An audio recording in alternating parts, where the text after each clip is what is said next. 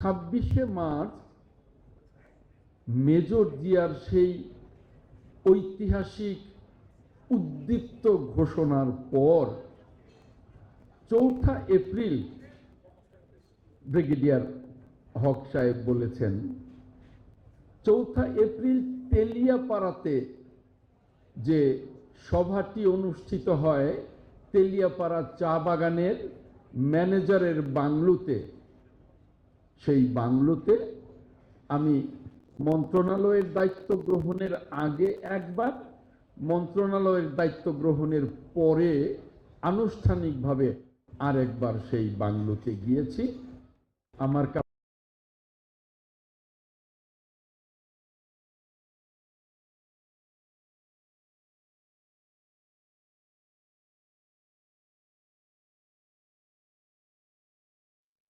সামরিক অফিসার এবং একজন,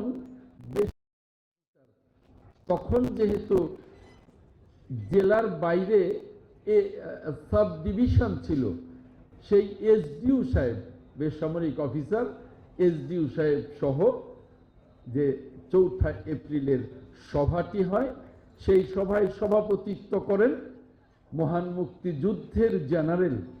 এখানে একজন সম্মানিত বক্তা বলেছেন যে কর্নেল ওসমানীকে এত ব্রিলিয়ান্ট অফিসার থাকা সত্ত্বেও কোনো প্রমোশন আর দেয়া হয়নি, কিন্তু মুক্তিযুদ্ধ তাকে সম্মানিত জেনারেল পদে সম্মানিত করেছেন। সেই জেনারেল ওসমানী ওই 4 এপ্রিল তেলিয়াপাড়ার সভায় সভাপতিত্ব করেছিলেন এবং সেই সভায় তদানীন্তন মেজর জিয়া 2টি প্রস্তাব করেছিলেন, যে 2টি প্রস্তাব তাৎক্ষণিকভাবে গৃহীত হয়েছিল। তার একটি প্রস্তাব ছিল এই যুদ্ধের নাম হবে মুক্তিযুদ্ধ, সাথে সাথে প্রস্তাবটি ওই সভায় গৃহীত হয়েছিল। আরেকটি প্রস্তাব ছিল যে এই যুদ্ধে নেতৃত্ব দেবেন আমাদের নেতা জনাব জেনারেল এম.এ.জি. ওসমানী। সেটাও তাৎক্ষণিকভাবে গৃহীত হয়েছিল। আমরা সকলে জানি যে মহান মুক্তিযুদ্ধের জেনারেল হিসেবে জেনারেল এম.এ.জি. ওসমানী সামরিক নেতৃত্ব দিয়েছিলেন।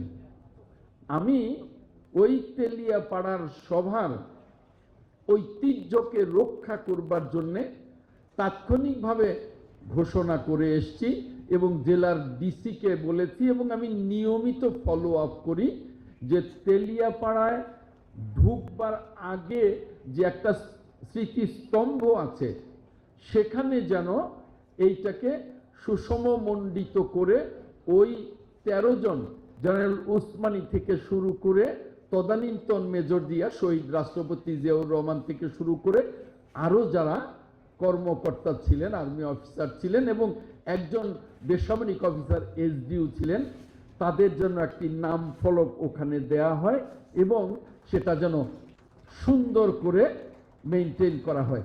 এটা আমি নির্দেশনা দিয়েছি এবং এটার কাজ চলছে। আমরা সকলেই ইস্ট বেঙ্গল রেজিমেন্টের কথা বলছি। ইস্ট বেঙ্গল রেজিমেন্টের পাশাপাশি ব্রিগেডিয়ার জেনারেল হক একটি কথা বলেছেন যে এখনো যারা পার্বত্য চট্টগ্রামকে আমাদের বাংলাদেশের অখণ্ডতায় রাখার জন্যে বিচ্ছিন্নবাদী ষড়যন্ত্রকারীদের হাত থেকে পার্বত্য চট্টগ্রামকে আমাদের বাংলাদেশের ভূখণ্ডে সুষমমণ্ডিত করবার জন্যে লড়াই করছেন, জীবন দিচ্ছেন, তাদের জন্যেও আমরা যাতে কিছু করি মুক্তিযুদ্ধ মন্ত্রণালয় থেকে। যেহেতু মুক্তিযুদ্ধ মন্ত্রণালয় খেতাবপ্রাপ্ত মুক্তিযোদ্ধাদেরকে স্মরণ করি, তাদের সম্মানী দেই এবং সাধারণ যারা যোদ্ধা তাদেরকেও সম্মানী দেই। এই যোদ্ধাদেরকে আমরা খেতাব দিতে পারি কিনা, সম্মানী দিতে পারি কিনা, টাকাটা বড় কথা নয়, সম্মানীটা বড়। সেটাই ব্রিগেডিয়ার জেনারেল হক জানিয়েছেন। আমি আমার মুক্তিযুদ্ধ মন্ত্রণালয় থেকে এ বিষয়ে কাজ করব, আপনাদেরকে কথা দিচ্ছি।